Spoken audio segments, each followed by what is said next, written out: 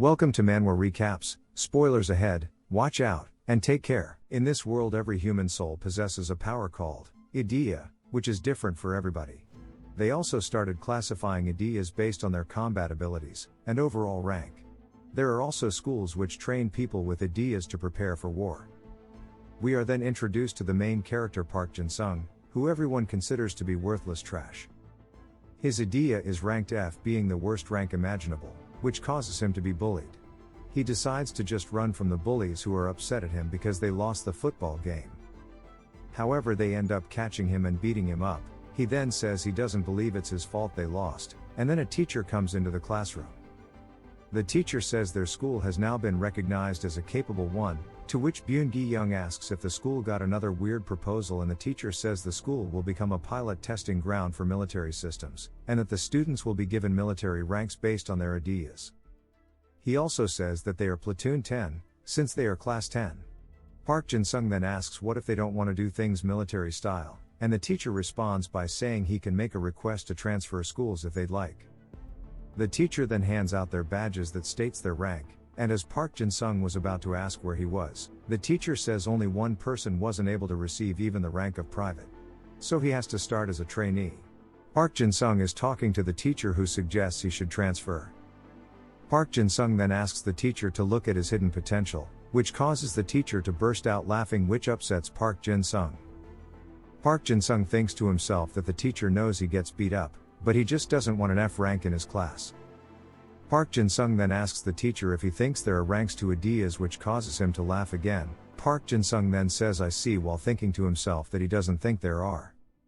The scene cuts back to the classroom and the teacher says that today will be a special event at the field. He says they will be doing squad battles which include third years and first year, and the matchups have already been chosen by the government scouts. Park Jin-sung thinks to himself that this is good and that he can pass a lot of time spectating. The teacher tells Byun Gi-young that his platoon will go first against the third years. The platoon members think they are doomed, and ask how they will win with an F rank. Byun Gi-young calls Park Jin-sung trash and beats him up and tells him he will be his personal shield. The teacher says they will now start the platoon battles, and the teams line up. The rules of the battle are that each squad leader gets a bracelet, and it will get powered by their idea and break if it takes a certain amount of damage. Byun Gi-young puts his bracelet onto Park Jin-sung. Park Jin-sung asks if he has to be carried like this because it makes him feel like a puppy. Byun Gi-young tells him to shut up, he's just a shield, and Park thinks to himself that he isn't even an animal. The teacher states that since they are first years going against third years, they can just hold out for 5 minutes too. Park Jin-sung wonders if the teacher will consider his transfer if they hold out for the time limit. The battle starts and Byun Gi-young drags Park Jin-sung by his collar, and tells his members to just protect him. Their squad soon starts getting beaten one by one, and Byun Gi-young uses Park Jin-sung as a shield, telling him to block. Park Jin-sung looks at the teacher while he is saying maybe they should run, and the teacher says he will take care of his transfer, and he finds this irritating. He grabs the hand of the person who jumped at them, and she uses her idea to summon armor, and he tells her that her armor looks good and is functional. She tells him to not act dumb, claiming that he reacted to her speed. He then tells her the squad leader is running away and checks his watch to see they only have 3 minutes left. Figuring he has to stall, he starts acting aloof in front of the girl. She tells him to stop stalling and pull out his idea. He takes it out and it's just a normal dagger. She looks disappointed and asks if he's the rumored F rank, to which he agrees. She then walks away and he tells her if she keeps walking away he is going to attack her from behind. Ignoring him, she continues walking, so he leaps at her. She blocks it with her gauntlet and he says her armor is as hard as it looks. Everyone is laughing at Park Jin-sung. She ignores him and walks to Byun Gi-young and he calls his teammates bastards for not holding out. He tries to intimidate her but it fails, and as he is backing away he steps on a rock. It is revealed that Byun Gi-young's idea lets him pull out objects that are stuck, and swing them, so he pulls out the big rock. He throws the rock at her. Then her teammate appears behind and apprehends him. She defends the rock, saying it's stronger than she thought. Her squad leader then uses his idea to save her. She gets upset, saying she had it under control, and he tells her he has an obligation to protect his squad mates. Byun Gi-young then attempts to attack the squad leader, but gets thrown instead. It shows the squad leader's idea, and its name is I'll definitely catch you, which lets him catch whatever he wishes to. He then turns towards Park Jin-sung, and he starts yelling, "I surrender." The squad leader asks Park Jin-sung why he told Juye that Byun Gi-young was activating his idea. The squad leader catches him with his idea, making him drop his dagger, but he skillfully catches it with his other hand. He defends himself, making the squad leader back off, making the squad leader question who he is. Park Jin-sung checks his watch and realizes he still has a minute left. The squad leader asks why he is stalling for time and says he hates people who do things like that, asking why he doesn't put in any effort, to which Park Jin-sung says it's because he is F rank. The squad leader says that the government scouts will transfer out anyone who doesn't do well, causing Park Jin-sung to say he doesn't want to transfer. Park Jin-sung says if Sunbi Nim is his opponent, he doesn't know if he will be okay afterwards. He then releases his secret idea, causing him to have a red aura. His second idea, called Absolute Murder, causes his physical ability to be tripled, and he can identify anyone's weak points. However, he can't turn it off unless he destroys his opponent's idea, or kills them. He then reads the squad leader's idea, and comments how his idea rank is worse than he thought, causing the squad leader to be surprised that he can see other people's ideas. Since Park Jin-sung's relic causes him to go crazy, he starts laughing, saying he can't hold it back anymore and that the squad leader will stop him, right? The squad leader comments that he is too old to still be in his emo phase. The squad leader is hesitant to attack. Even though Park Jin-sung looks unguarded, he has no openings. Juye notices Park Jin-sung's murderous energy, and orders all squad members to attack since she got scared. They all jump towards Park Jin-sung, leading to him being pinned on the ground. He comments that it's heavy. The squad leader asks why she did that, and she repeats what he told her earlier about protecting their squad mates. The squad leader replies that they didn't need to protect him. The squad leader thinks about when they attacked him. He attacked with a speed they could not react to, causing him to say that he isn't sure if he needed help or not. The squad leader tells Juye to open her idea before it breaks, and she notices that Park Ji-young's quick attack dealt a lot of damage to her, and their squad mates' wristbands were broken. The teacher announces that Byun Gi-young's squad won. Then the scene cuts to someone meeting the principal, staring at student reports, and notices there's a trainee. The trainee is none other than Byun Gi-young. It shows a special circumstances notice displaying that he lost his parents at 8 years old and was forced to live with his abusive aunt and uncle for 2 years, who were badly injured when robbers broke into their home, and that causes him to unlock his idea at 10. And he finds it odd since ideas normally manifest at 8 years old, not 10. He finds it odd how it manifested in such a situation yet is only F rank, and questions if he is hiding his power. He then asks if he could meet Park Jin-sung, and the principal says he's probably transferring soon. Then the principal asks why they are at the school, to which he replies, it's because they are hoping to find a student who will change from their past self. The chapter starts with Park Jin-sung going over his morning routine. He wakes up at 6 a.m., gets ready and leaves his house. He leaves so early because he's in charge of cleaning and other chores around the school. When he arrives at school, he gets teased for being the only trainee. He then cleans around the school, while being given more chores. Later in class, as school is about to end, the teacher tells them it's their last day to join a club and it's mandatory for second years. As he looks at the list of clubs, he is surprised by all of them being related to ideas or the military. He finds one that doesn't have a rank requirement and decides to join it. As he makes his way to where the club is, he is surprised the club gets the entire gymnasium for itself, and notices a large crowd of people on his way. The club president turns out to be the squad leader from the battle, On Sung-ho, who notices Park Jin-sung in the crowd. He says he is impressed that he came. Noticing it's On Sung-ho, Park Jin-sung decides he needs to run away, thinking it'd be a hassle if he gets involved with him. As he is trying to leave, On Sung-ho asks him where he is going and convinces him by grabbing his collar to stay. The rules for joining the club are simple. Just follow the workout On Sung-ho is doing until the end and you are allowed to join. You have to do 10 sets of 30 burpees, 30 push-ups, 30 burpees again, 30 squats. Everyone starts giving up, yet On Sung-ho is doing it easily without even sweating. The people in group 2 don't want to do it, so they force Park Jin-sung to take their place. Park Ji-young used to work out to strain his stamina to withstand bullying, but he says this is on a completely different level. People start thinking Park Jin-sung is impressive because he hasn't given up yet, and mention how his stamina is most likely in the top ranks. The people are talking and say it's their 7th set, so On Sung-ho speeds up. Due to On Sung-ho speeding up, Park Jin-sung matches his speed, and the people start cheering him on. He was the only person to pass the entrance test. On Sung-ho welcomes him to the club, But Ji-young says he's quitting. On Sung-ho ignores him and says it took a whole year to add a member. Park Jin-sung regrets going to the club, saying that he doesn't want to go. Because of this he is picked on all the time, has to answer jealous questions about how he got into the height department. As he is getting ready to leave, someone calls out to him. She asks if he is in this class. She shows him her corporal badge and asks for his title and name, to which he replies. She introduces herself as Corporal Kim Se-in. He asks why she is here and she says that she is transferring to his platoon, which is Platoon 10.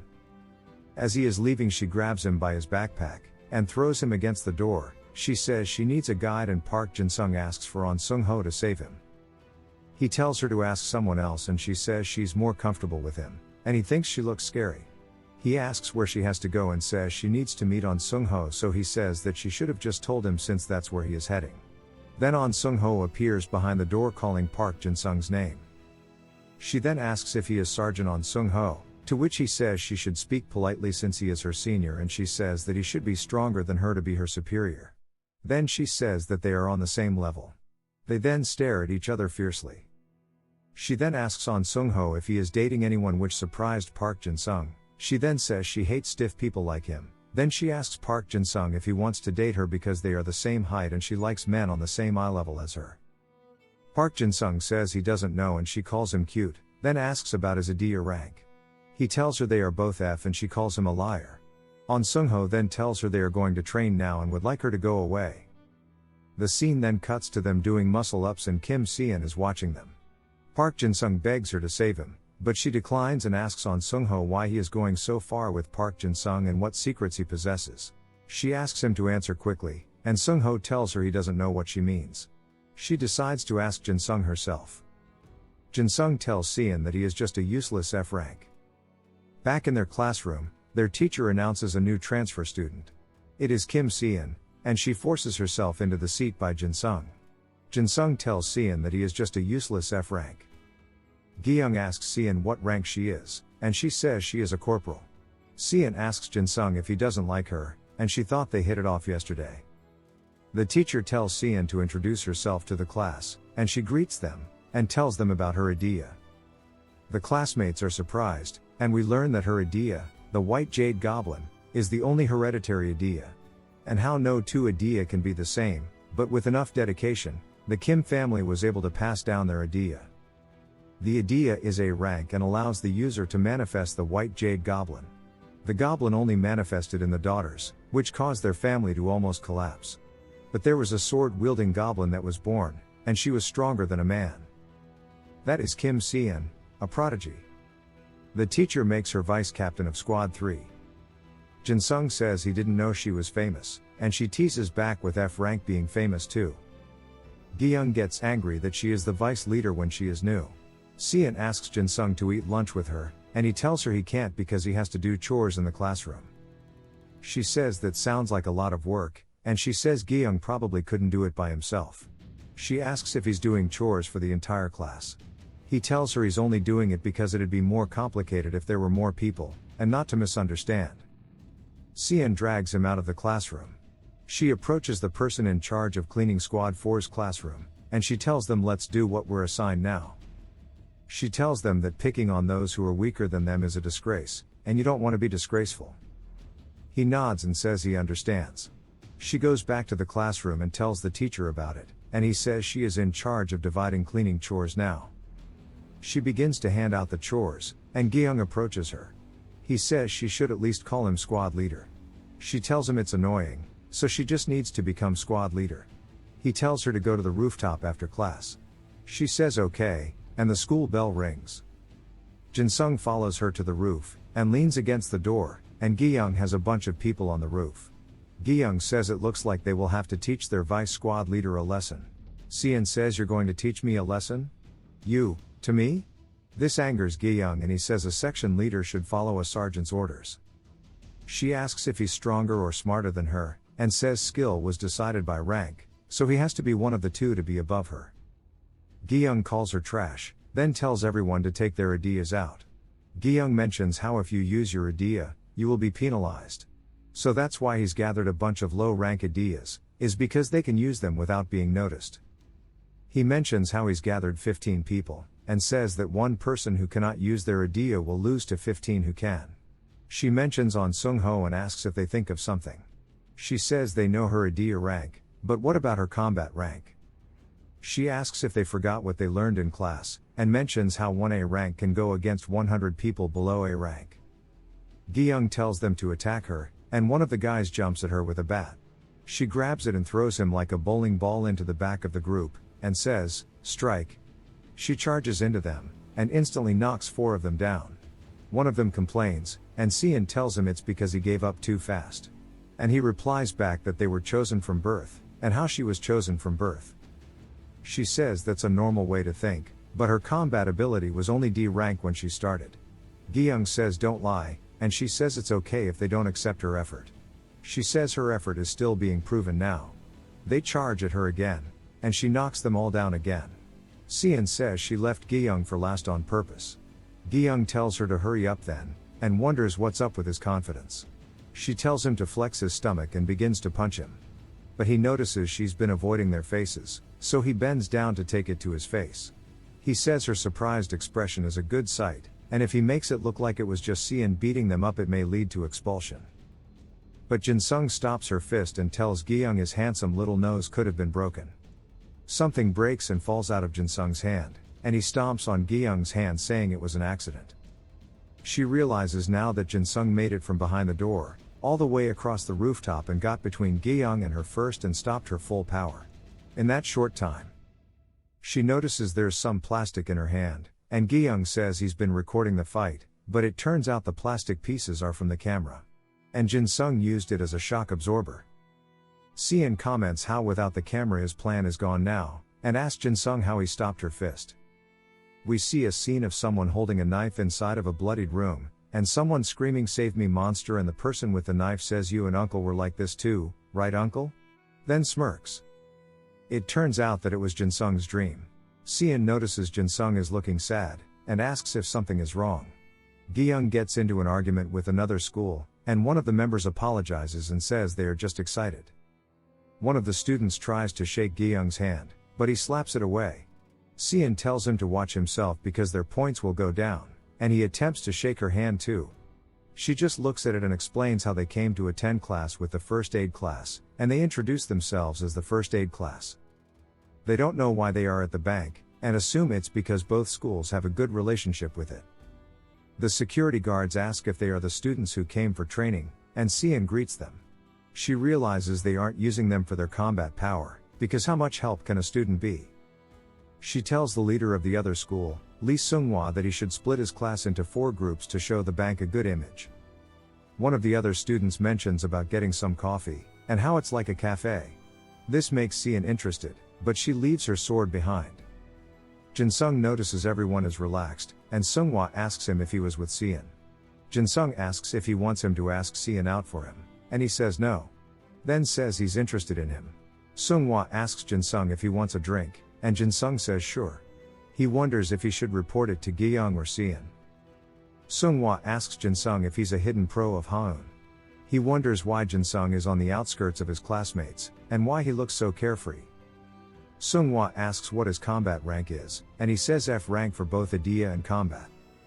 He then wonders why Jin-sung is so carefree, then Jin-sung copies a can into the trash and impresses Seung-hwa.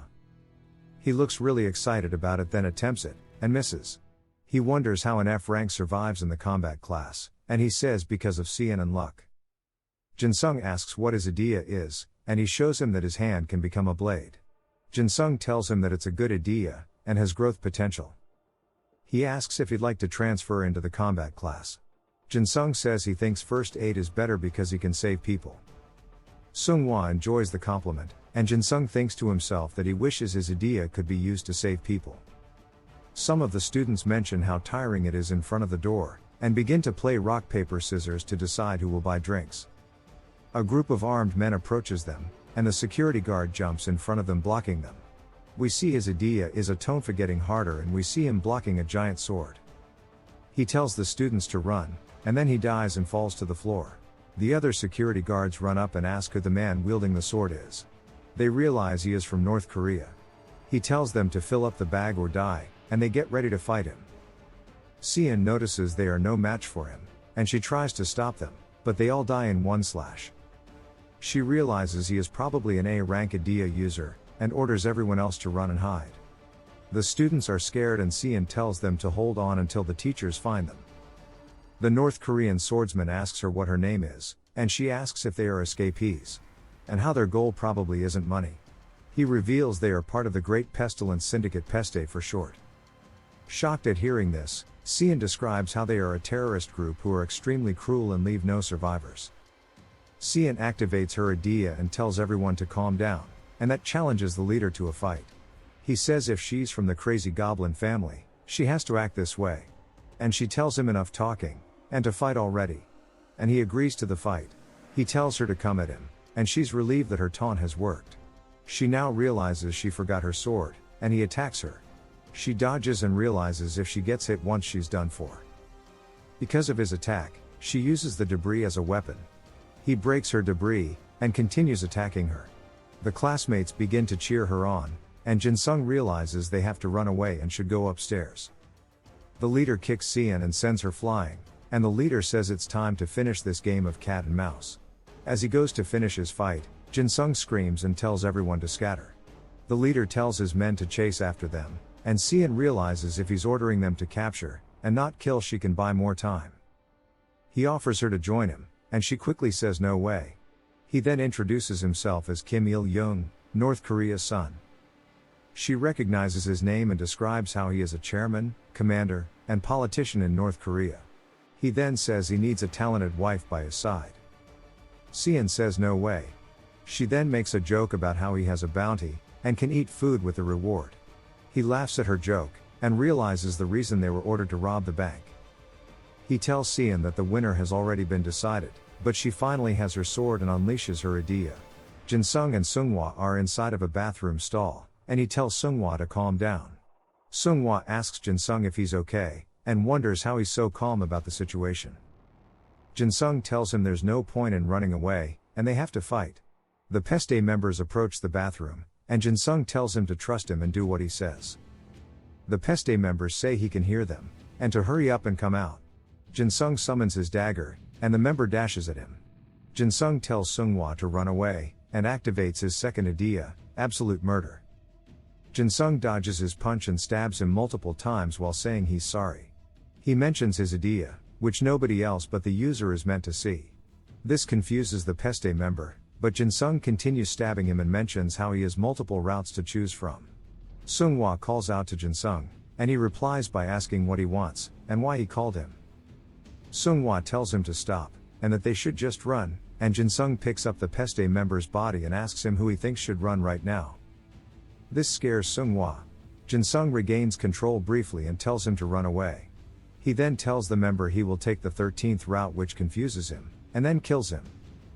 We see Cian blocking Il-jung's attack. Surprised that she was able to block it, he asks if she knows about his idea, and she replies by asking how would she know? We see the sword is her family's treasure, and can actually slice other ideas A+ rank. She charges at him with her swordsmanship, and he asks again if she really doesn't want to join his side. She says no, and he continues swinging at her. He knocks her back with his strength, again, and again. She sees her schoolmates are captured and Il-jung wonders why they came from outside. And they explain they split into groups, so they could catch the ones jumping outside the windows too. Hearing this, Cian is concerned as the military police hasn't acted, even with them being outside too. And how something is weird, Il-jung explains that the place is isolated so help will not be coming. Hearing this, she is panicked, as she thought she only had to hold on, until the military police arrived. But now that help won't be coming, she knows she can't run out to get help because everyone will die, and is conflicted about what to do. They have the students sitting down, and Il-jung asks where her energy from earlier went. One of the managers attempts to make a phone call, and Il-jung mentions again that they are isolated so nobody can make calls. As Il-jung goes to swing at the manager, Cian calls him a monster and to stop, and he proceeds to cut off the manager's legs, saying if she knew better she wouldn't call him that. As he crawls away and begs for his life, Il-jung cuts his head off.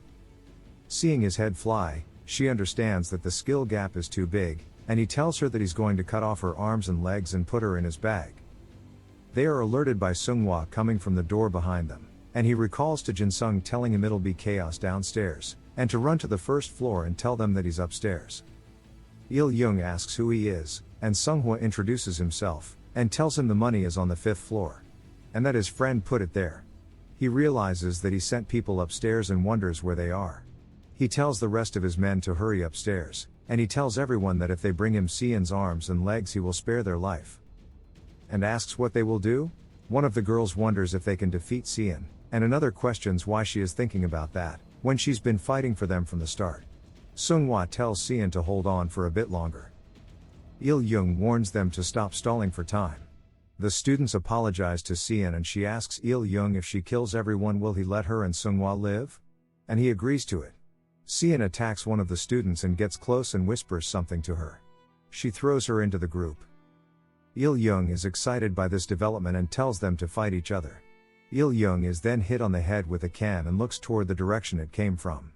And we see a blood-covered Jin-sung smiling, while walking down the stairs. Il-young picks up the can and throws it back at the door and we see a smiling Jin-sung.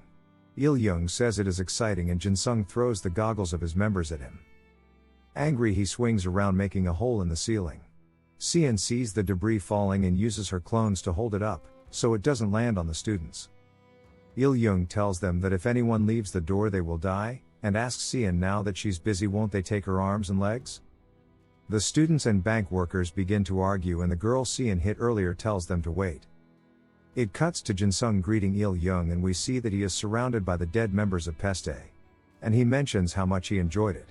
He asks Jin-sung if he wants to be his underling, and Jin-sung thinks for a second and says okay, the 9th route is good for you.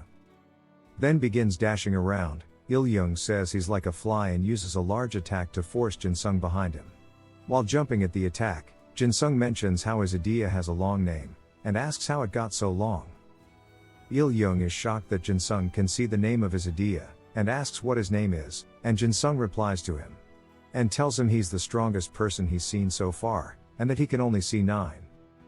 And explains they are the routes to kill him. Jin-sung says one is enough, and they leap at each other. We see Gi-young in a chair, hiding like the rat he is. We see Jin-sung dodging all of Il-young's attacks, and this irritates Il-young, but it gives Jin-sung an opening and he lands a hit. He runs back in and gets another hit on Il-young.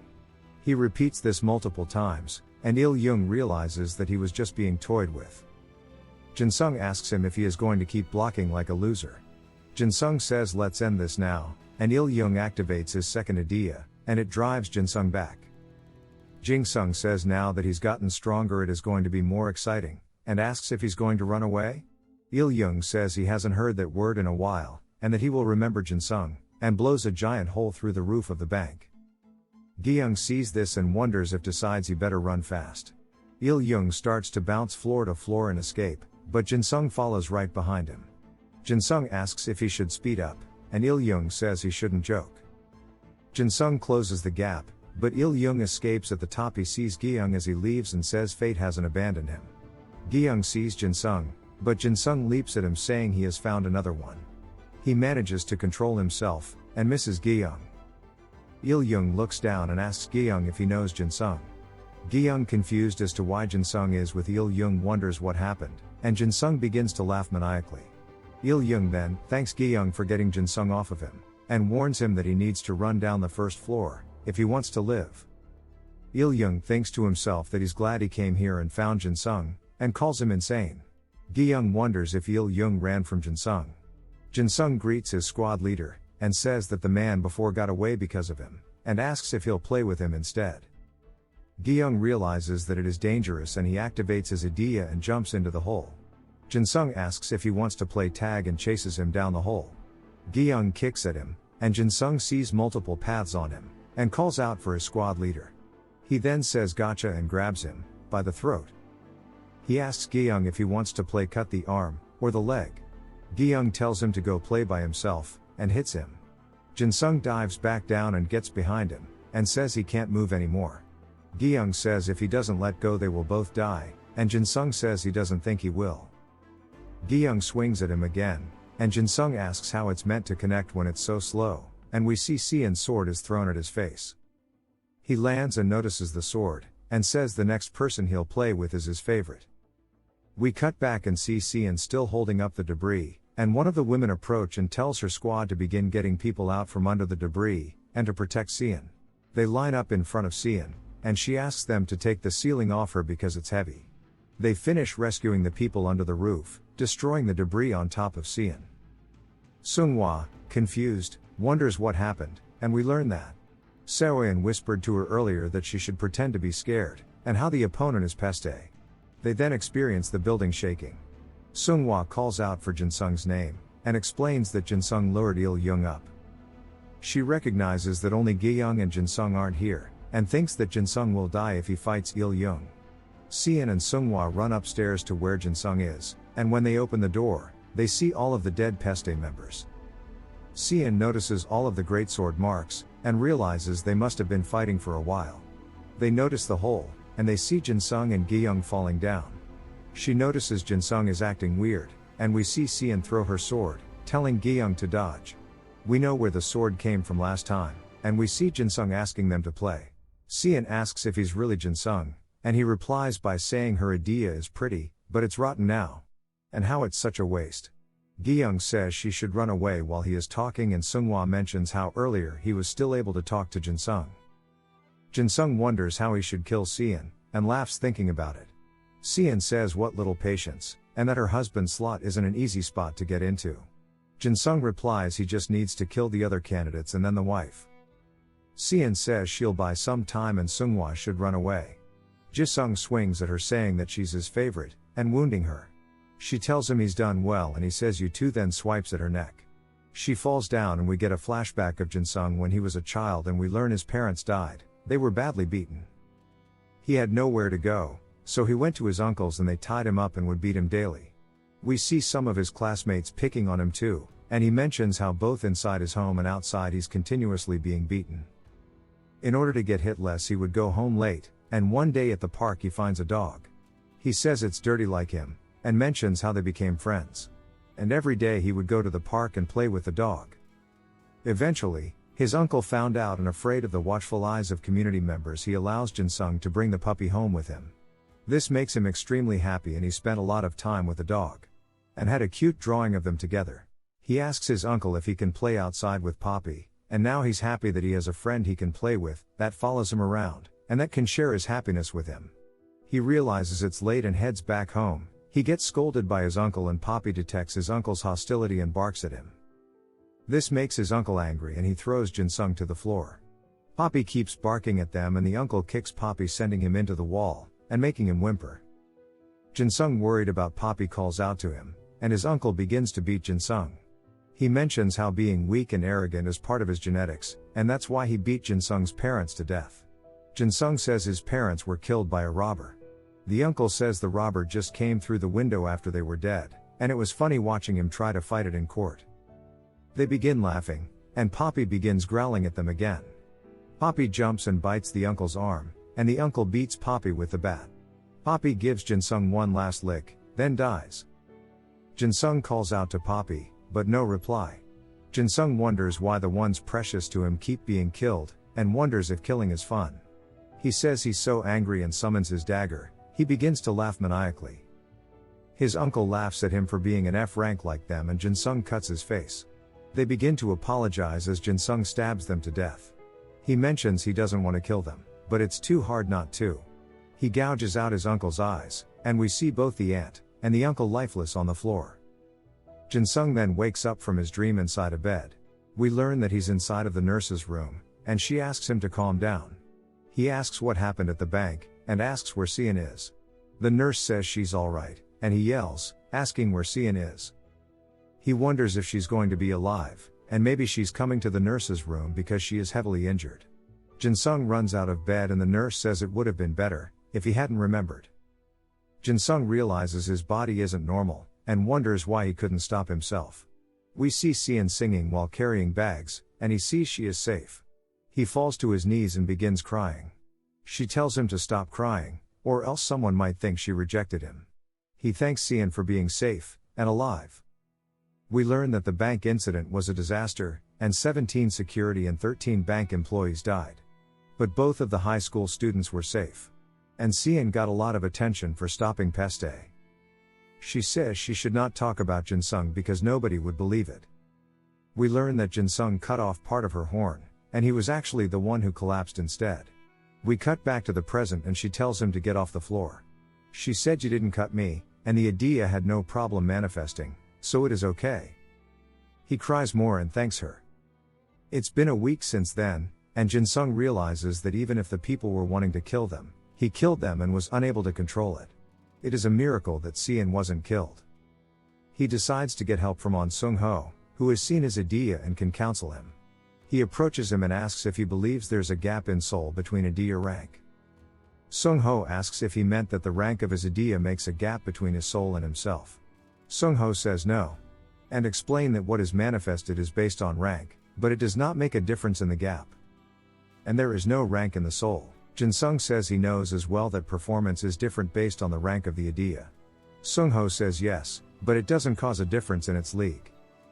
Jinsung thinks to himself that he's always thought there wasn't a league between souls because there's no way his crazy soul, which wants to kill everything it sees, would be in a higher league than other souls.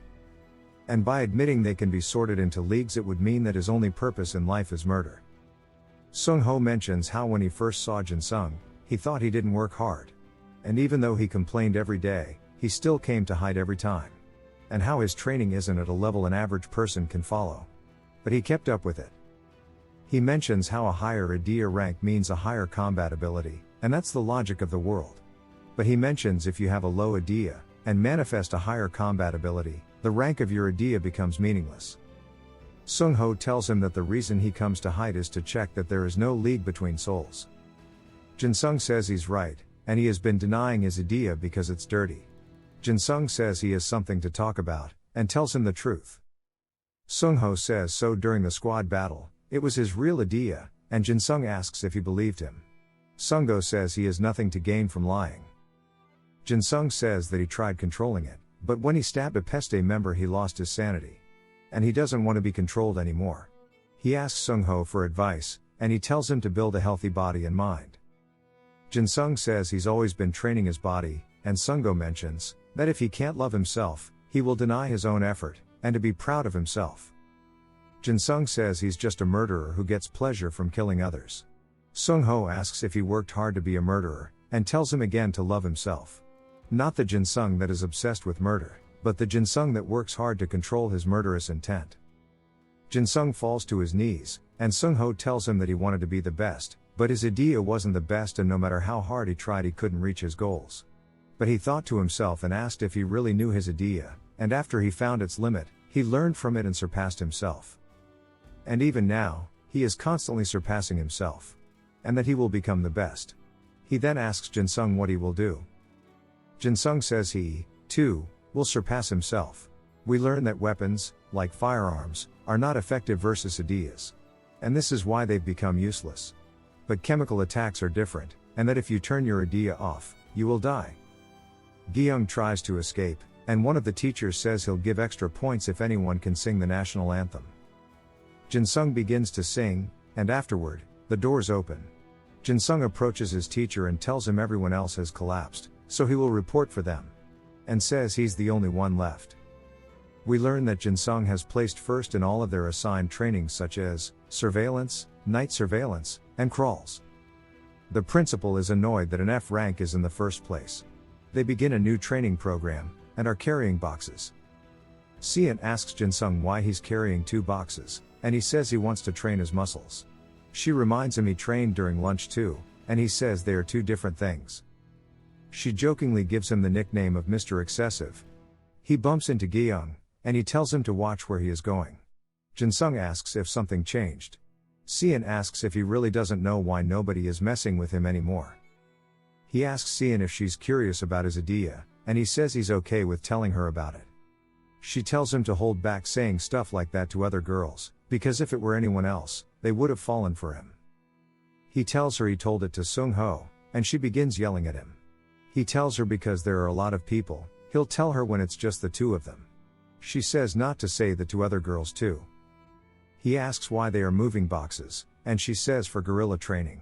We see them all carrying rucksacks walking down the street, and Jinsung mentions he should have brought some dumbbells. Sian asks if he got heat exhaustion and, then she notices they are outside the bank. A group of civilians approaches her, complimenting her and asking for her autograph. She then understands they are doing a tactical advertisement at the bank for school. But she mentions how it's inhumane treatment, because of the other students' trauma.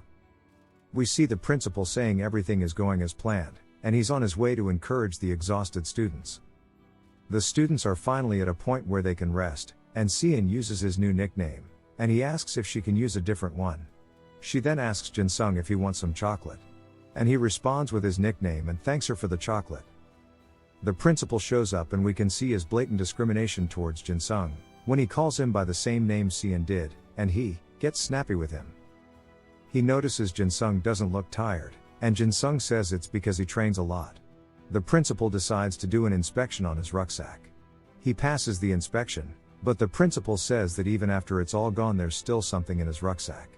Jin-sung says yes, he brought some sandbags to work out during breaks.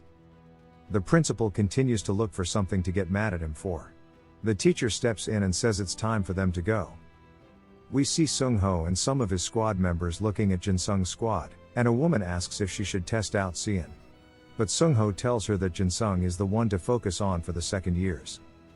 She says that he's only ranking him highly because they are part of the same club, and that it seems like he's ranking him higher than his actual squad. And he tells her he deserves the rank. And that he isn't just better than the first squad, but he's better than the entire platoon together. She tells him to repeat it. She tells him to say it again, and he tells her that her evaluation of him is from his squad battle earlier on, not his efforts after, and she says it's only been 2 months, so is it worth considering? He tells her the guerrilla training will be Jin-sung's stage. Inside of his barrack room, Jin-sung wonders why it's military style again. After unpacking his equipment, he realizes out of the 300 students, they put him in last place again. They get an announcement to head to the PT room, and Jin-sung recognizes it as Sung-ho's voice. We see Sung-ho greeting the second years, and we learn that he's the instructor for their training. He says that before they eat he will make announcements. And he describes the room orders. And how their number is the combat ability the school has evaluated. But their score will be independent of their number. And depending on their performance, their combat rank will change. Because Jin-sung's room is in last place they all only got to eat scraps. Jin-sung comes into the room with bags and tells everyone it's time to eat. We see a flashback of Sung-ho giving him food. Jin-sung asks if they all ate well, and they praise him. They say they will pay him back for the meal, and he tells them that he only asks they don't give up during training. They mention how they are room 10 and the weakest 15 male students in the entire second grade. He says he knows, and they mention their ideas. He asks if theirs are worse than his, and they quiet down. One of the members says that he's changed, and they agree they all want to change too. They make him the leader of their room, and they all agree not to give up. We see during training, everyone from Jin-sung's room is fired up. At the end of training, we see that everyone in room 10 gets extra points. And they are excited. Jin-sung looks at his watch and wonders if he is early for something, and then we see Sian approach him. Calling him by his nickname, asking if he waited a long time. Sian asks when he will escape from being number 300, and he says after training. He says he may even get promoted to corporal, and she says maybe that might be good. But he didn't hear her so he said huh, and she says it was nothing. We see the students training again and we figure out Jin-sung is 2 laps ahead of the others. And they mention how room 10 members look like zombies, and how they all participated in PT. The nurse mentions that none of them got any treatment, and the other woman says they really are zombies. This earns room 10 the nickname of Zombie Horde. During a point handout, we see that almost all of the zombie horde is at the top. Jin-sung asks the assistant instructor how to quickly clear the obstacle course, and the instructor says he doesn't recommend it. Because after you finish the training you will be forced to do PT with Sung-ho. Jin-sung laughs and we can see the zombie horde grinning now they know they get PT afterward. We see 2 instructors talking, and one tells the other to look at the training report. We learn that the zombie horde is all finished. And how they all listen to Jin-sung's orders. We then see it demonstrated, and they head to the PT room. Day 3 rolls around and it is a dia training. Sung-ho explains it was meant to be later, but because of the heat, they swapped the order. And after training, they get a break. He describes the true purpose of the training, and how it's important for the training to learn how to use their combat idea. Because when they use it while tired, they will understand more about it. He explains all they have to do is break the boulders behind him, and it will be based on the order of their number. He says he's sure some of them believe they are at a disadvantage, and Sung-ho starts to demonstrate his idea. We see Sung-ho lift the boulder and break it. Jin-sung looks at his idea, and sees he has leveled up again, and can ignore a certain amount of weight when throwing something. They begin, and we see Seon slashing the boulder into pieces. We see Gi-young bring a tree over, and he attempts to break it, but he cannot. Finally, after all of the other students, it's Jin-sung's turn. He goes to the largest boulder, and the students wonder why he went to that one. They also mention how the other room 10 members passed already. Jin-sung closes his eyes, and we see a red aura covering his right arm. Gi-young and Seon quickly react, thinking he's crazy. Jin-sung covers his mouth and begins slicing at the boulder. We see him resisting his urge to smile. He easily destroys his boulder, and he turns his idea off. He quickly runs to Seon and says he did it. Before she finishes her sentence saying good work, the zombie horde starts carrying him around, praising him. Seon says she should let them have him for the day. We see Jin-sung knocking on a door, wondering where the nurse is. His homeroom teacher approaches, saying doesn't he know if he approaches without permission he will be punished. Jin-sung lets out a loud sound, and his teacher tells him to be quiet, because he'll only get in trouble if he is caught. He tells him to hurry back before the other teachers catch him, but someone opens the door and one of the teachers mock him.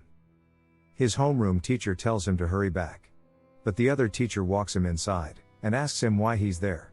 He says he's here to see the nurse, and he mentions to her that he needs stamina recovery for the other room 10 guys. The teacher who is mocking Jin-sung sees his name in first place, and the teachers speculate that it's only because he's in Sung-ho's club, or that he paid him. Jin-sung tells them Sung-ho isn't like that. They keep pestering him, and he tells them it was fair. The other teachers continue to scrutinize Jin-sung and his homeroom teacher, and they begin to leave. Jin-sung yells and asks if, in front of the teachers, that his room 10 gets in the top 30 what would happen. They think it's a joke, and one of the teachers says he'll respond with everyone getting promoted to corporal. Jin-sung says he hopes they keep their word. The nurse tells him to wait up, and she apologizes for not taking him out of the room sooner. He brings up how she heard the bet, and he needs her help to make it true. She agrees. We see some other students beating up the zombie horde, and one of them accuses Jin-sung of tampering with the boulder. Jin-sung sees this from around the corner, but doesn't want to get into trouble and wonders what to do. One of the room 10 members get pushed past the corner and sees him, but tells him not to come out. Jin-sung comes out and asks him what he's doing, and tells them if they leave now, he'll let it go. Jin-sung says they thought he had to cheat, and Gi-young tells the student to just fight tomorrow, and asks why he'd do it the day before. The man uses his idea and wraps around Jin-sung, and says checkmate. He threatens to break his bones, and then says he will choke him out. The zombie horde tells him to let go of Jin-sung, and he tells them to make him. And they charge at him, but he slaps them away. The zombie horde mentions how they were there that day Gi-young tried to gang up on Seon, and how they all thought Jin-sung was trash. But now they understand he isn't, and he's an incredible guy. He slaps them again, and Jin-sung summons his idea. He tells the zombie horde if they fight with only their idea, they won't be able to beat people like him. Jin-sung breaks out, and tells him he hasn't trained his body at all. Jin-sung tells him his strength is trash and cuts his thigh. The student apologizes and Jin-sung approaches him and he screams. Jin-sung then ties the man's arms together and the student passes out. It's back to their morning training, and we see Jin-sung passes Gi-young again. But the zombie horde is falling apart. They are tired and the nurse explains she barely treated them, so the students are going to have a hard time today. Sung-ho calls for Jin-sung and tells him he gave him minus points instead of discharging him, and he was previously in first, but now he's back to rank 300. The zombie horde tries to plead that they were attacked first, and Sung-ho tells them to go to the mess hall. Before things get worse, Jin-sung yells and says they will take the punishment for their actions. And they all begin to get into the plank position. Sung-ho tells them to get their points back during the trench combat. And this fires them up. Still in plank position. Sung-ho tells them to get up and sends them to the mess hall. One of the teachers tells Jin-sung he heard his student got knocked out last night, but he thinks it's a joke because how would he lose to trash? The nurse and homeroom teacher get Jin-sung away from the teacher, and we learn the teachers are now participating in the training. Everyone is tired, So Sungho decides to only send out one person per room as a representative. And how the highest score will get to rest. Jinsung heads up, and instead of the homeroom teacher, the other guy goes up. Jinsung wanting to conserve stamina for the trench war, and the training begins. The teacher is surprised by how fast Jinsung is able to perform his exercises, and the teacher says he's only an F rank, so he can easily surpass him. We see the teacher is quickly being exhausted, and after a lot of training, he falls down. This allows room 10 to rest until PT is over. Now that PT is over, it's time for the trench wars to begin, but the principal comes in and decides to watch the training. The principal looks at the plan and decides it's too complicated, and they should do something easier. The principal decides to take over and explains how the students will swap between idea combat and non-idea combat. And he will give them their on and off commands. And explains the ways to lose, such as falling out of bounds, surrendering, and losing consciousness. Instead of separating the students, he decides to make all 300 fight at the same time, in a battle royale format. He also mentions how everyone has safety bracelets that will absorb and protect the student. But if they want to continue fighting after it breaks, then they can. He decides to start with idea combat, and the fight begins. We see multiple students ganging up on Gyeong. He knocks them out. The same thing happens to Seon, and she manages to escape. The zombie horde asks Jinsung what to do, and many students gang up on room 10 to try and get them out before the non-idea combat. They are given an announcement that it will swap back in 30 seconds, and Jinsung tells them all to hold on. We see Seon and Gyeong eliminate multiple students, and then idea combat ends. But Jinsung is out of stamina, and wonders if he is going to last. The other students decide to buy time until idea combat comes back, and the zombie horde asks Jinsung what to do. They realize that they are making Jinsung waste stamina, and decide to charge at the other students. The zombies begin dragging the other students out of the arena. Gyeong makes a joke about them filming a zombie movie. And Seon tells Gyeong it's time for them to leave, and they allow themselves to be eliminated. This shocks the principal, but Sungho says it was predictable because they can only go against multiple people during idea combat. We learn that reporters are on their way, but the principal is concerned because his top 2 students have been eliminated. In a rush, the principal gives them a 30-second warning for idea combat. The other students mock Jinsung, telling him they are going to finish him with their ideas, but one of the students warns them to stay away from him. Idea combat begins again, and Jinsung knocks one of the students out quickly, then proceeds to another one. He dashes past multiple students, who believe they weren't attacked, and then their ideas break. Jinsung tells them to fuck off, and they surrender. The students finally understand that Jinsung is dangerous. We see the students arguing because of an agreement they had. Jinsung tells them to stop stalling and to come at him. Jinsung says not to kill them, and he begins to deflect a student's idea. The student yells for the others to help him, but they can't get close due to his whip. The principal is shocked, and Jinsung closes the gap on the whip user, and his girlfriend tries to block Jinsung's attack, but is thrown back into her boyfriend. Noticing her bracelet broke even with her shield up, they surrender. Jinsung tells the rest of the students to hurry up and attack him, and the principal yells at them to hurry up and take the F rank down. 2 students jump at him, he dodges one of their attacks, but gets mud in his eyes. The other attempts to hit him in the back, but he deflects it. He then grabs the enemy's idea and pulls him towards him. He uses the pole and knocks the other guy's weapon out of his hands, and it falls on him. He tells the guy holding onto the pole not to let go, and begins to swing him around, knocking multiple students out of the arena. He decides he needs to hurry before the principal does something. The homeroom teacher thinks to himself that he knows Jinsung has been working hard recently, but he's been ignoring him because he's an F rank. He says he missed the possibility Jinsung could become strong. He reflects and says a teacher's role is to help a student grow, but he didn't think of helping him. He cries and apologizes to Jinsung. He begins to cheer for Jinsung, and the principal orders another teacher to take him out of the room. The principal wonders what went wrong, and why Jinsung is the center of attention. He has to eliminate him before the reporters show up. He decides to make them turn off their ideas. Before he turns his idea off, Jinsung stabs a part of the wall that is cracked. This causes all of the water and mud to pour out of the hole, and it eliminates 104 students. Jinsung takes his shoes off, and Sungho thinks that this experience will allow the students more growth, so they can reflect on their mistakes of focusing on Jinsung. Jin-sung starts to struggle, and the remaining students jump on top of him. The principal gets a phone call and tells the reporters to come inside, thinking Jin-sung is about to be eliminated. He tells them to turn their ideas on, and they finally manage to put Jin-sung on the floor. He turns his idea on and throws them off of him, and he insults their teamwork. The principal is visibly annoyed and the reporters walk into the room.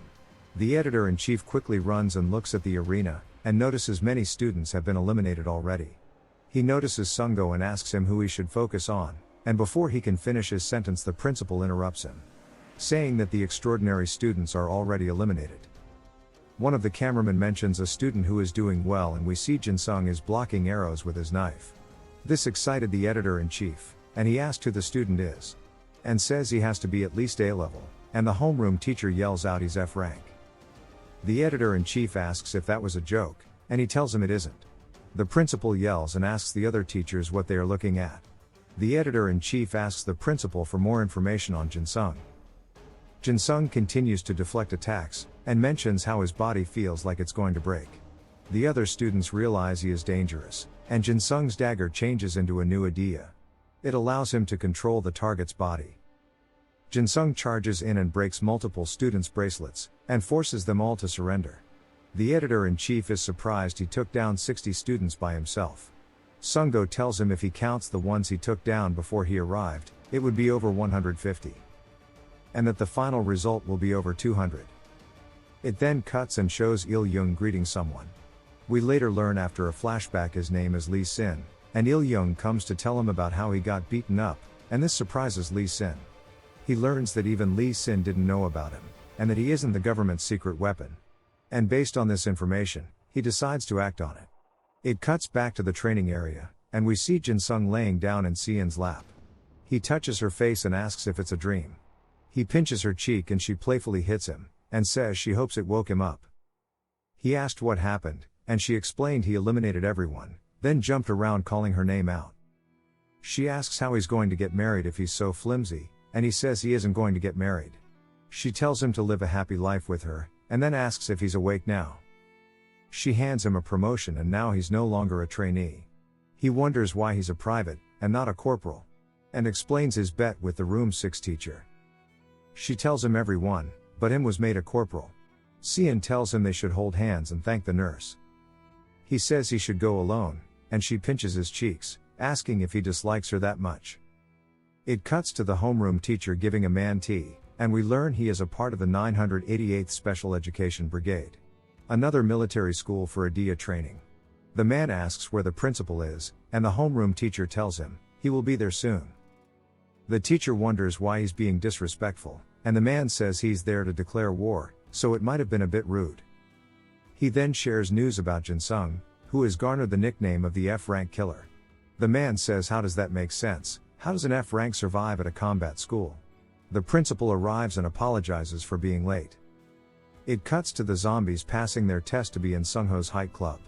And the homeroom teacher says he's rooting for Jin-sung.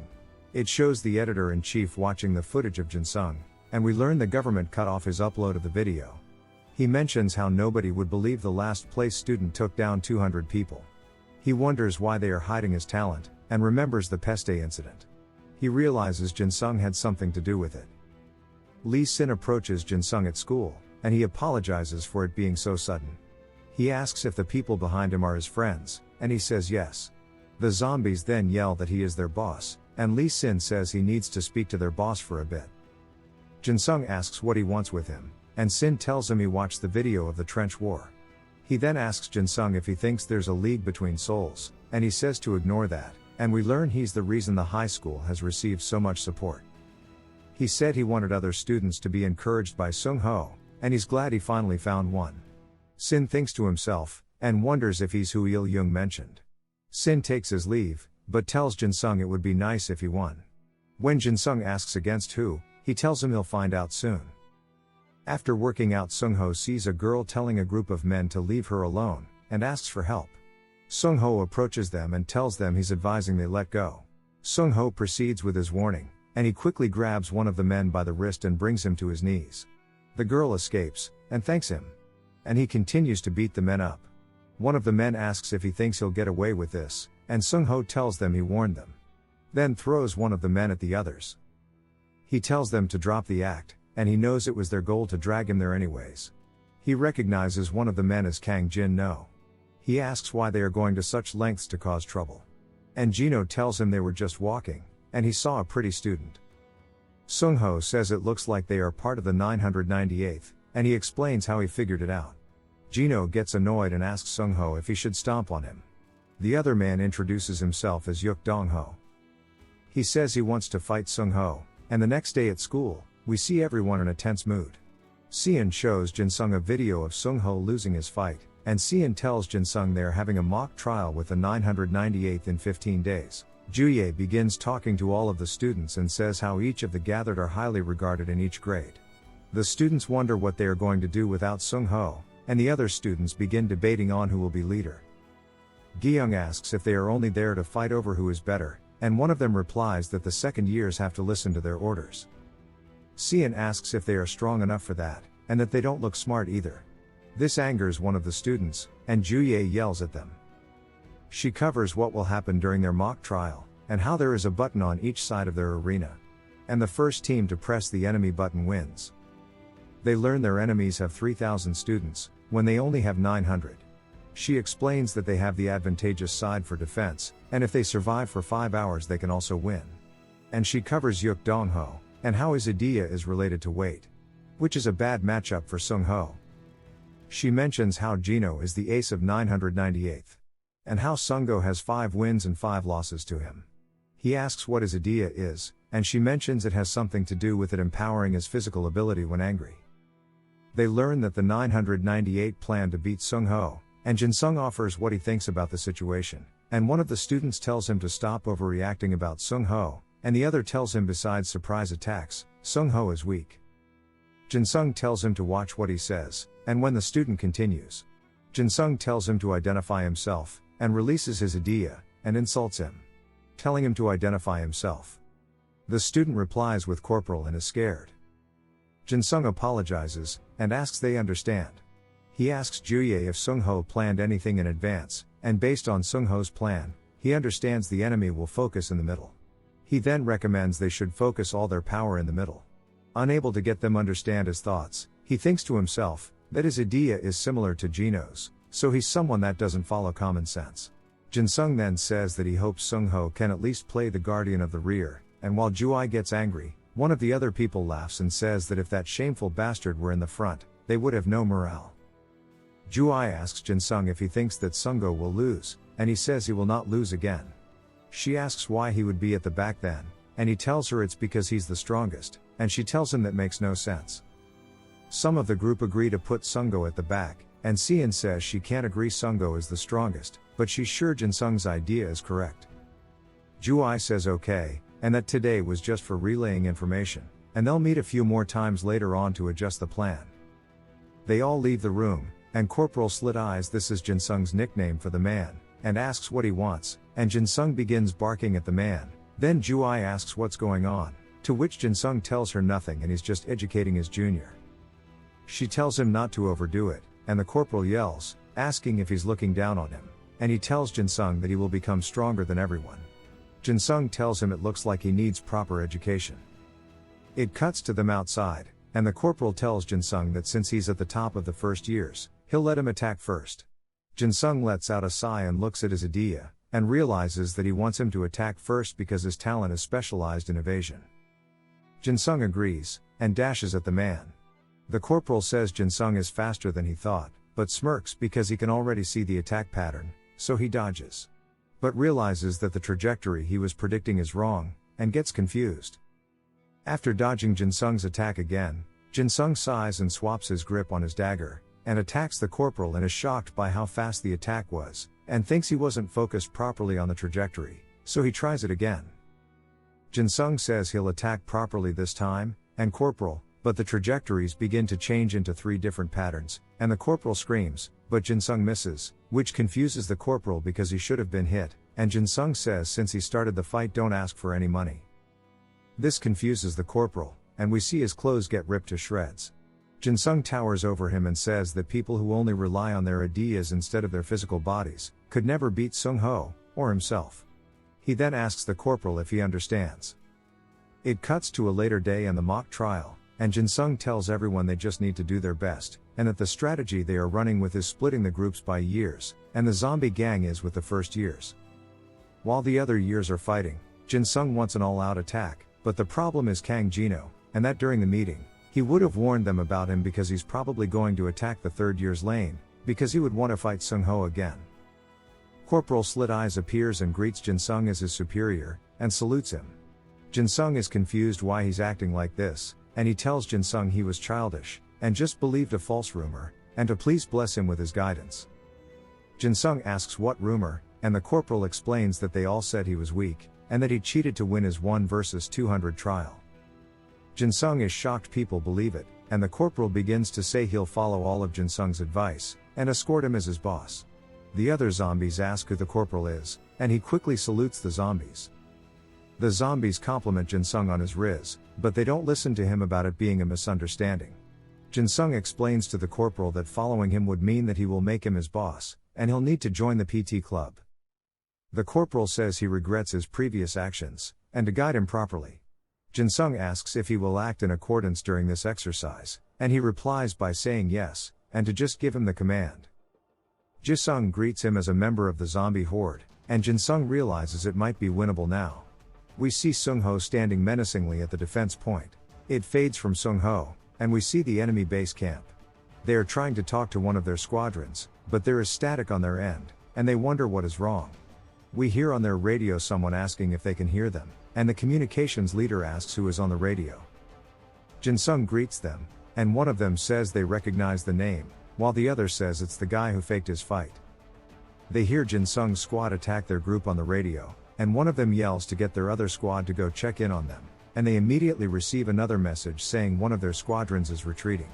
This confuses them because that group shouldn't have any powerful IDEA users near them.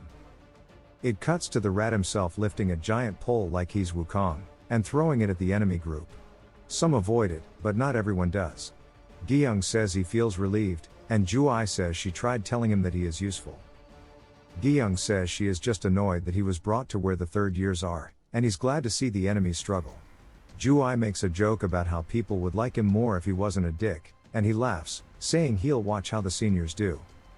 She equips her idea and says it's time for them to prove their worth.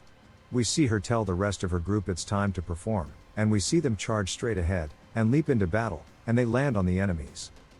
She orders for her troops to spread out, and they quickly take care of them. It cuts to after, and we see Ju-ai discussing their next course of action. She gets interrupted by Kang Jino, and he rears his fist back and punches her, equal rights equal lefts, and sends her flying. One of her squad mates asks if she's okay, to which she says yes. Kang Jino says it'll be fun to keep beating her, and she tells him he's quite aggressive, and he tries to riz her up, and asks if she is single. She lets out a sigh because of the negative riz and tells her group to get into formation. Kang Jino tells them to know their place, and that they are making him mad. He activates his idea, which uses his anger as heat. And Ju-ai tells her squad to wait until it fades. It angers him that they are backing down, but his steam fades, and they suggest it might be on cooldown, so they leap and ignore Ju-ai's warnings. Jino yells at them and turns them into Krillin. This shocks Ju-ai because of the damage they took, and she sees him raising his fist to hit the injured members, and yells to her squad to save them. Jino tells her to try her best and releases his idea again. She bounces between his attack, and he hits on her again, and she asks if she has to reply. This angers him, and he goes to punch her again, but she blinds him and recovers her members. This heavily angers Jino, and Ju-ai begins to get nervous. He asks if he should beat her to death or not. She blocks an attack, and he continues to attack Ju-ai's barrier, and she realizes she just needs to buy time until her injured members are moved to the back. Jino yells at her and tells her to bring Sung-ho, and she asks if he thinks he's worthy enough of her captain. This angers him, and he continues to smack into her shield. She hears a member tell her they're done transporting them, and she tells Jino she's done wasting time with him, but she failed to notice that he pummeled her into the ground, trapping her. He says since she's on the floor, he wonders what would happen if he punches her side, and punches her again. She realizes it's going to be hard to keep her balance, and even just keep, but she tries to motivate herself.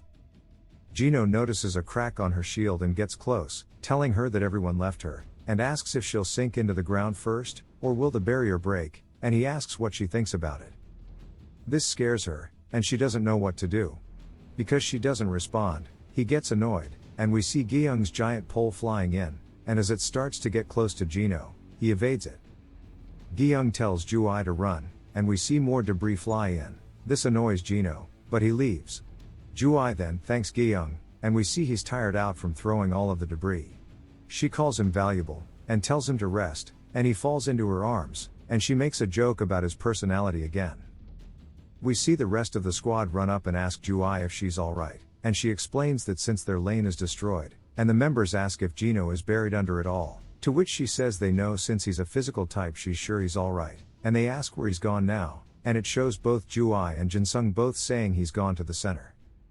It then swaps to Jinsung's perspective, and he's talking to the corporal, and he explains that Jino probably realized the main fighting force was dispatched to the left lane, which means Sung-ho will be at the rear, and after taking care of their first squadron, he can ignore the rest. Which is why he'll go to the center, which is close to the other squads, and the rear. The corporal begins to grow worried, and asks what they will do now, because it's been a while since they've reached a stalemate.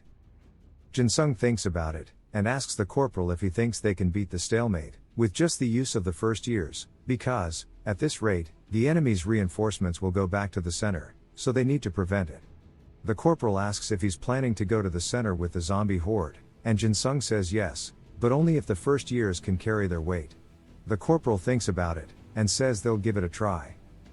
Jinsung says because the corporal is trying his best, he'll need to do his part too. It cuts to Sian talking to a squad member, and she tells her that since the center troops are the key to winning, they'll need to work harder, and that they must collapse the cave before Jino arrives.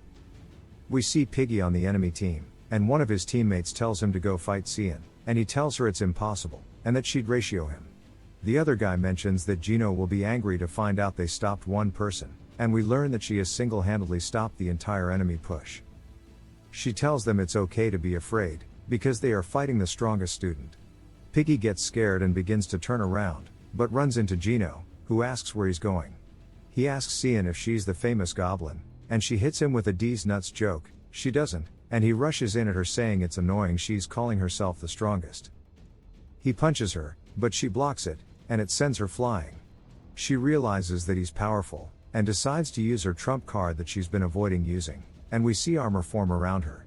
Jino sees this and makes a joke about how that's the second girl he's seen wearing armor, and he's already destroyed the other. She says she's on a different level than Ju-ai as she charges in, and he says it doesn't matter and her armor will still be dented if it gets hit. She tells him she warned him, and we see his attack is nullified, and he gets sent flying back from her attack. He compliments her, and she tells him that she didn't learn it to please him. This angers him, and he yells at her, and unleashes his idea at her. She looks at the attack, and realizes if she dodges, then everyone behind her will be harmed, and she can't let it happen. She blocks it with her cape, and says that his techniques may work on other people, but not her. This makes him mad, and he rushes in and smashes the floor. She quickly understands his idea is based on anger, but there are two ways to stop it. One would be to one-hit KO him, and we see her split into three and attack him, and she makes a bad one-liner. We see Jino on the ground, surprised by her technique, and Piggy asks if he's okay. Jino yells, asking about a slide. Piggy tries to tell him it's dangerous, and Jino yells at him, saying to do as he's told. Piggy says he'll do it, and Sian hears this, and then realizes what's going on, and she sees the enemies form a wall made out of the cliffside, and they quickly try to stop their Zerg. Sian realizes they are in a bad situation, and Jino takes this chance and leaps at her. She activates her shadow clone jutsu, but he quickly disperses them. He comments on how it's weaker than before, so it must consume a lot of energy. And he tells her she needs to choose between fighting him, or helping the slide group, and she tries to say she'll do both, and he calls her out for bluffing because she looks horrible. She hears screaming behind her, and we see the boys have pulled up. She's glad now that she doesn't need to do anything, and Jino asks who the weaklings are. She barks at him, saying they are her husband's followers, and Jino cringes with her hubby roleplay. The aura around him changes, and he tells her he's disappointed, and realized he just wasted his time by playing with her. So they should finish this, and she recognizes this, and that his heat has changed to cold instead. He quickly disappears, and we see him beside her. He kicks at her, but she blocks it with her cape. She realizes it's not only the aura, but his strength is different too. She creates some space, and he tells her he'll finish this soon, and they begin to trade blows. He comments on how it's better to ignore her cape, and focus on her sword instead, and she leaps backward from him. She begins to say she's done enough, and he asks who is going to let her escape, and we see her put her sword above her head, and her armor disappears. The sword begins to grow giant with energy, and she says she'll allow herself to leave. He notices she's going for a full-out attack, and asks if she thinks it will hit him, and she tells him it seems he can't learn, and he's already seen it before. She shadow clones again, and he tells her he was wondering why she was so confident. She tells him to just get hit, and strikes down, creating 3 lines from where her attack came from, and causing a lot of dust to appear. The zombie horde quickly approaches her, saying, as expected, and that she took him and his group out instantly. She tells them that isn't the case, because if he blocked it, the people in the back would be okay, but since he doesn't care about them, he probably just jumped down, and would have no issues from a height. The zombies call him an ass, and say if she were in his place, she would have blocked it. She then asks where Jinsung is, and we see Gino at the bottom of the cliff. He regroups with Piggy and his forces, and he's angry they are still down here, but he is interrupted by Jinsung. Jinsung tells him he thought the training would end before he came. We see them collide, and Gino asks if he's trying to take revenge for everyone else, and Jinsung tells him he talks too much. This obviously angers Gino, and he tells Jinsung he'll get rid of him and make it look like an accident. Jinsung tells him to try it, and Gino quickly dashes at him, but his attack is quickly blocked. Gino leaps further into the air, and kicks again, but gets blocked. Jinsung says it seems he's just bark, and no bite, and tells him to do it properly. Gino says he really knows how to piss him off, and not to regret it. He mentions something about Gear 4, and Piggy tells him that's the wrong series. Tells him he isn't meant to do it without the instructor. Gino tells Piggy to report it later, and Piggy begins to evacuate all of their members. Jinsung asks them to run up the stairs, but it confuses them because that's to the enemy base. Jinsung says if they don't go up, they can fight him here, and they agree to just go. Gino tells Jinsung he doesn't know what he's planning, but to try and survive this. We see his eyes turn purple as he lets out a different aura than previously. Jinsung reads his idea skill, but Gino quickly dashes in and starts to do an axe kick. Jinsung blocks, but is still sent flying backward. Jinsung realizes that he's different than before, but Gino continues the pressure and closes the gap. He raises his hands above his head, and smashes down, creating a giant shockwave, but Jinsung escapes, but is quickly restrained. Gino punches, creating another powerful blast, sending Jinsung backward, destroying the terrain behind him. Jinsung is glad he didn't use this on Cian, and is glad he's finally found a worthy opponent for the midterm evaluations. Jinsung starts to release his killer idea, and says he's finally found someone who can play with him. It shows Piggy and the rest of his group all wondering why they haven't encountered any enemies yet, and they see Sung Ho. One of them suggests there might be an ambush, and Sung Ho tells them there isn't, and that it's their choice to believe them or not. And he's been waiting for the Piggy. Piggy says there's no problem since Sung Ho can't beat him. Sung Ho activates his idea and instantly dashes behind Piggy, taking out the dudes behind him. Piggy then tells him it would have been smarter if Jinsung protected this place instead, and Sung Ho realizes this is all part of Jinsung's plan. Piggy leaps at Sung Ho while activating his idea, but is surprised that Sung Ho catches him. Sung Ho explains that after his defeat, he kept thinking about what caused it, and that he kept making excuses for it, and he was just not strong enough. He begins to overhead press the Piggy and throws him into the ground. It cuts back to Jinsung's fight, and we see him telling Gino he wants to hold back, but he can't, and he dashes toward him. We see them collide from an aerial view, and Gino gets sent flying backward. He stands back up and yells, and Jinsung says if he holds back, he can't kill him, and they leap at each other again. They continue to collide over and over, and Gino leaps into the air and tries to restrain Jinsung again, but his attacks are easily avoided. Jinsung uses this chance to get on the cliff wall behind him, and smirks after catching Gino off guard. He then leaps at him, wondering what he can do without killing him, and hits him, causing Gino to crash into the ground. Jin-sung begins to approach him and tells him it's boring, and that he needs to scream more, because he can't even use his idea anymore, and it's time to end it. Jin-sung stabs down, and Gino screams, but after the shockwave settles, we see he purposefully missed, and he tells Gino if he didn't lose his idea's power, he would have died.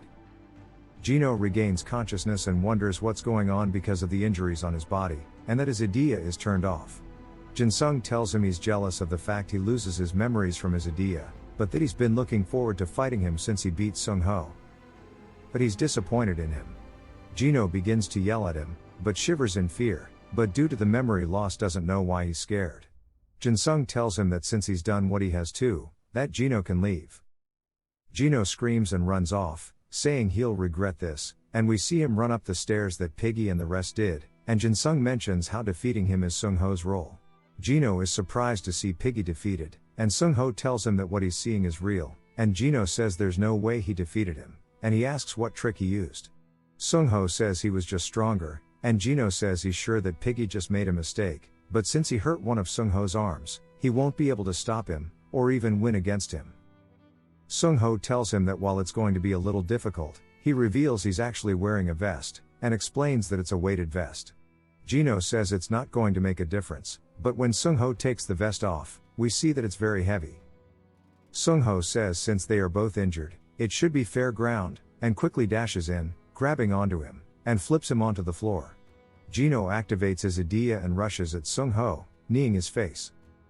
But Sung-ho blocks it, and he says he's been wondering why in the alley that Gino didn't attack him. But now he understands, and it's because while he's gotten stronger, Gino hasn't. Gino activates his fourth stage and knocks Sung-ho backward. Sung-ho tells him that this is a mistake, because he should know his fighting technique, and he grabs him, slamming him into the wall behind them, and he tells them that he uses judo, so he will use his enemy's strength against them. And that this was a boring outcome, and he tells Jin-sung to stop hiding and come out. Jin-sung asks when he noticed him, and Sung-ho says it seems like it all worked as he had planned.